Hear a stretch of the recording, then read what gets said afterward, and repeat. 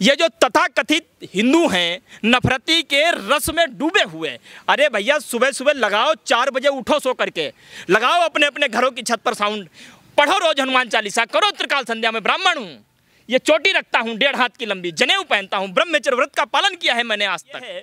कि ये जो चालीसा हो रहा है, ये चालीसा ना ही तो राम के समर्पण में हो रहा है, न हनुमान जी की भक्ति को जागृत करने के लिए हो रहा है, एक कम्युनिटी को टारगेट करके और पूरी दुनिया में ये संदेश देना चाहते हैं कि हम हिंदुओं के मसीहा हैं। अरे तुम क्या दिखाने के लिए जा रहे हो? और मुझे बताओ ऐसा कौन सा मुसलमान है जो अपनी माइक लेकर के गली गली घूम रहा हो कि मैं अजान पढ़ने आया हूँ तुम्हारे घर के सामने? दिखाओ, कोई है ऐसा कोई वीडियो? अरे ये देश को क्यों गुमराह करने पर लगे हुए हो भाई?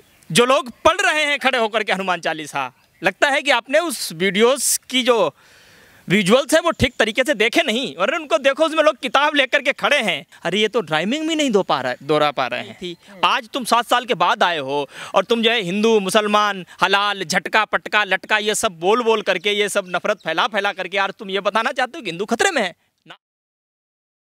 नमस्कार दोस्तों, एक बार फिर से आप सभी का स्वागत है। और आज चर्चा का विषय बना हुआ है अजान वर्सेस हनुमान, क्योंकि सबसे बड़ा हॉट टॉपिक ट्रेंडिंग जो है बना हुआ है काशी की नगरी से आ रही है। और वो इसलिए क्योंकि लगातार कुछ दिनों से यही सब मुद्दे बनाए जा रहे हैं, लोगों में चर्चा का विषय बना हुआ है, क्योंकि काफ़ी जगह से पिछले 10 दिनों में हिंसक झड़प भी देखने को मिला है। कभी हिजाब को लेकर के चर्चा का विषय बन जाता है, कभी नॉनवेज खाने को लेकर के बन जाता है, कभी कॉलेज स्कूलों को लेकर के चर्चा विषय बन जाता है, तमाम मुद्दे बने रहते हैं। लेकिन आज भी चर्चा का विषय बना हुआ है अजान वर्सेस हनुमान, और वो भी काशी की नगरी से। तो इसी चीज़ पे चर्चा करने के लिए हमारे साथ गोपाल तिवारी जी मौजूद हैं, जो कि बनारस से काफ़ी ताल्लुक़ भी रखते हैं और ब्राह्मण भी है। तो जानकारी लेगा, ये काफ़ी मतलब ज़रूरी हो जाएगा कि क्या बनारस में इस तरीके का माहौल होना कितना जायज़ है और क्यों लाया जा रहा है इस तरीके का मुद्दा, इसके पीछे की क्या वजह है, इन सब तमाम मुद्दों पर बातचीत करेंगे, जानकार लेंगे। तिवारी जी, आप लगातार सोशल मीडिया से लेकर इलेक्ट्रॉनिक मीडिया तक आते हैं, बेमुखर होकर के अपनी बातों को रखते हैं, और आप तो महाराज काशी के रहने, मतलब काशी से काफ़ी आपके लगाव भी है, अटैचमेंट भी है, और ब्राह्मण भी हैं। अजान वर्सेस हनुमान फिर से चलाया जा रहा है, लोग बार लाउड स्पीकर लगा करके हनुमान चालीसा किए जा रहे हैं। क्या सब चल रहा है, क्या माहौल, किस तरीके का मुद्दा? नहीं, अगर ऐसा किया जा रहा है तो ये तो मैं समझता हूँ कि बहुत अच्छी बात है अगर ऐसा हो रहा है, लेकिन किस संदर्भ में हो रहा है ये सवाल है। ये हो रहा है तो अच्छा है, लेकिन किस संदर्भ में हो रहा है ये सवाल है।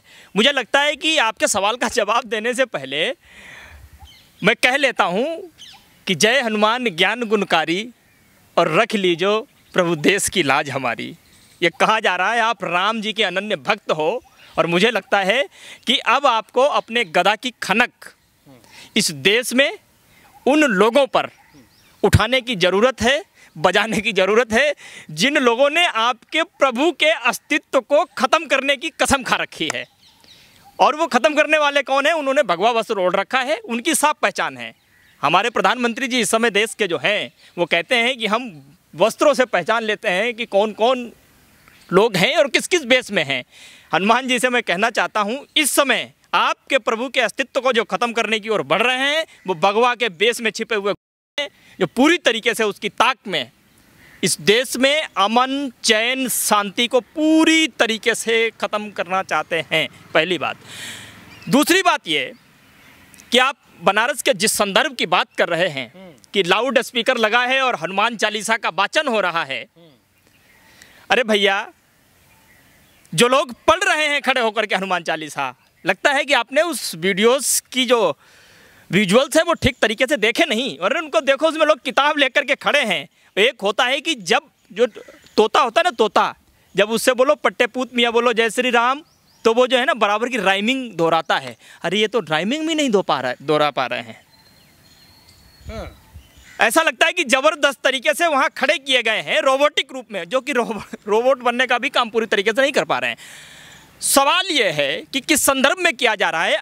ये हनुमान चालीसा हनुमान जी की भक्ति में हनुमान जी गलत है। हाँ नहीं, हनुमान पढ़ना गलत है क्या तिवारी जी? मैंने शुरू में कहा ये हो रहा है, ये बड़ी अच्छी बात है, लेकिन किस संदर्भ में हो रहा है ये सवाल है। और उस सवाल का जवाब ये है कि ये जो चालीसा हो रहा है, ये चालीसा ना ही तो राम के समर्पण में हो रहा है, न हनुमान जी की भक्ति को जागृत करने के लिए हो रहा है। आप इसको कैसे कह सकते? ये मैं बिल्कुल कह सकता हूँ, ये हनुमान चालीसा इस देश के मुसलमानों को, एक कम्युनिटी को टारगेट करके और पूरी दुनिया में ये संदेश देना चाहते हैं कि हम हिंदुओं के मसीहा हैं।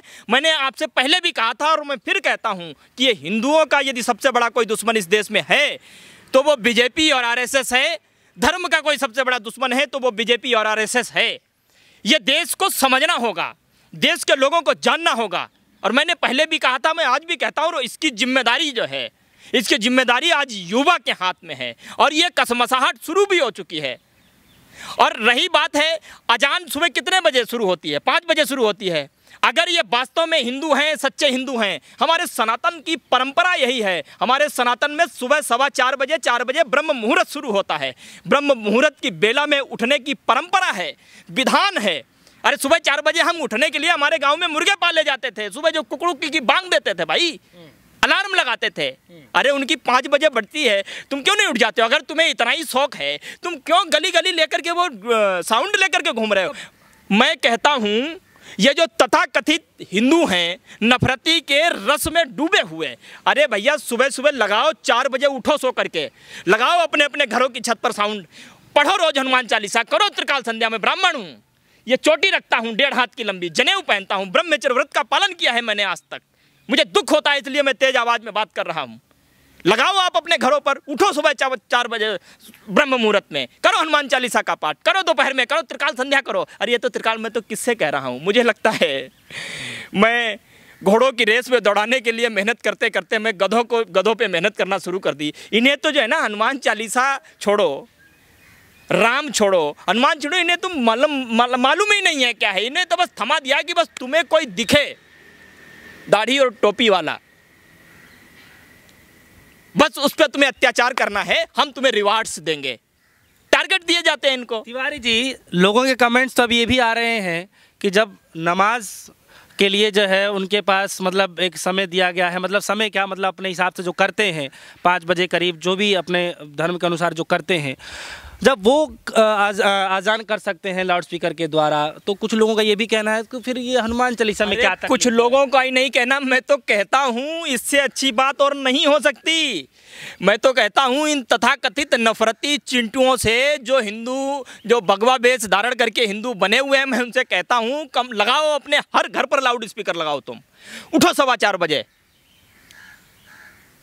करो हनुमान चालीसा का पाठ, करो राम की स्तुति, श्री रामचंद्र कृपाल भजो। नहीं होगा, क्योंकि ये तो राम को जानते नहीं हैं।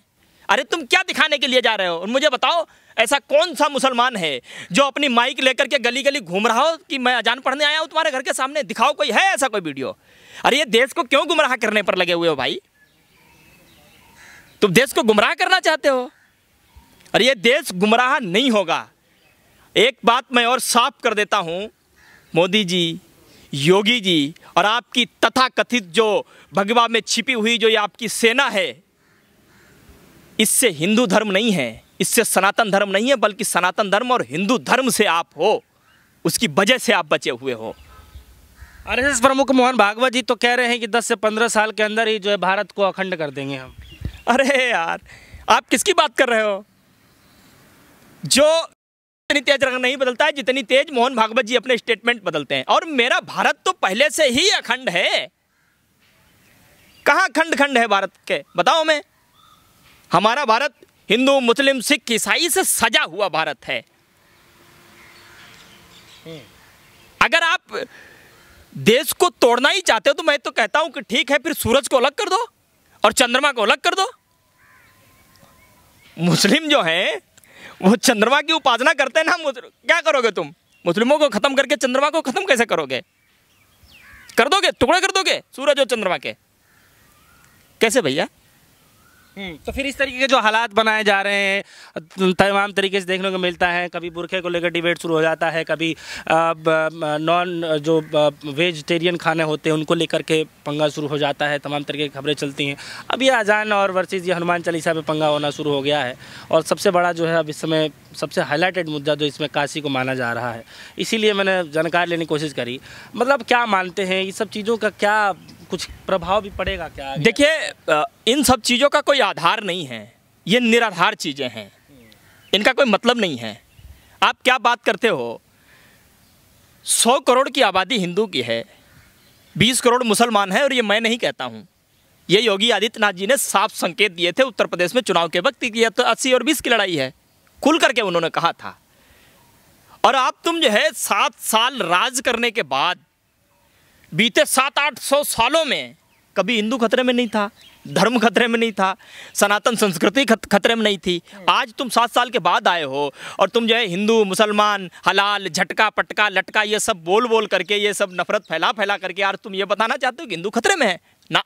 हिंदू खतरे में नहीं है। हाँ, यदि तुम ये नहीं करोगे दोस्तों, तुम्हारी कुर्सी जरूर खतरे में है, क्योंकि तुम्हें मालूम है इसी से ही हमारी सत्ता है, इसी से ही हमारी कुर्सी है। और एक चीज़ मैं और आपको बता दूँ, बड़ी खूबसूरत एक लाइन है किसी की। आज जो माहौल है उस माहौल के संदर्भ में मैं अगर आपसे कहूँ, बड़ा गजब की लाइन किसी ने कही है कि पूछती है रात ये काली, क्यों ये काली है, किसने हमारी चांदनी हमसे चुरा ली है। पूछती है ये रात काली, क्यों ये काली है, किसने हमारी चांदनी हमसे चुरा ली है। हम जुगनू बन अंधेरों का हिसाब मांगेंगे, तुम चाहे जो भी कर लो हम बढ़ते जाएंगे, तुम रोक नहीं पाओगे। और इनका समुदाय जो है वो बहुत छोटा है। और आप बनारस की बात कर रहे हो, बाबा विश्वनाथ की नगरी है, वो हम ही उससे ताल्लुक़, थोड़ी पूरी दुनिया उससे ताल्लुक़ रखती है, पूरी प्रकृति उससे ताल्लुक़ रखती है। आपको पता है, लोगों को जानकारी नहीं होगी, मैं बता दूं, बनारस में सुबह सुबह सूरज को उदय करवाने के लिए एक तरफ मुस्लिम का समुदाय बैठता है, एक तरफ हिंदुओं का समुदाय बैठता है, एक तरफ कत्थक होता है, एक तरफ शहनाई बजती है, एक तरफ ढोलक और तबला बजता है, और आवाहन किया जाता है, हे सूरज देवता समय हो गया, निकलो और संसार को रोशनी दो। ये खूबसूरती है कहाँ की? बनारस की।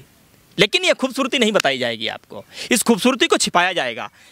मैं सिर्फ इतना कहना चाहता हूँ, हिंदुओं से कहना चाहता हूँ कि कुछ तथाकथित नकली जो हिंदू हैं, जो वास्तविक हिंदुओं को डरा करके उनको गुमराह करने की कोशिश कर रहे हैं, साजिश रच रहे हैं, उनसे आपको बच कर के रहना होगा। क्योंकि जब नफ़रत फैलेगी और वो नफ़रत की आग जब आपके घर तक पहुंचेगी तो आपके बच्चे जब उसमें झुलसेंगे तब आपको समझ में आएगा। और यही संदेश मैं मुसलमानों से भी कहना चाहता हूं। आपके भी कम्युनिटी में कुछ तथाकथित ऐसे नकली मुसलमान हैं जो हेट स्पीचेस देते हैं, जो लगातार तुमको ये बताते हैं कि हिंदू तुम्हारे दुश्मन हैं, और ये लोग आग भड़काएंगे। और जब आग भड़क जाएगी, जब ये आग आपके घरों में घुसेगी, तब ये सामने कोई होगा नहीं। तुम्हारे बच्चे जब जलेंगे तब ये पूछ करके नहीं जलेंगे तुम सिया हो कि तुम सुन्नी हो। और हिंदुओं के घर में जब आग जलेगी तो पूछेगी नहीं तुम तिवारी हो कि शर्मा हो कि कुशवाहा हो, नहीं पूछेगी। चलिए, बहुत बहुत शुक्रिया। हमारे साथ तिवारी जी मौजूद रहे।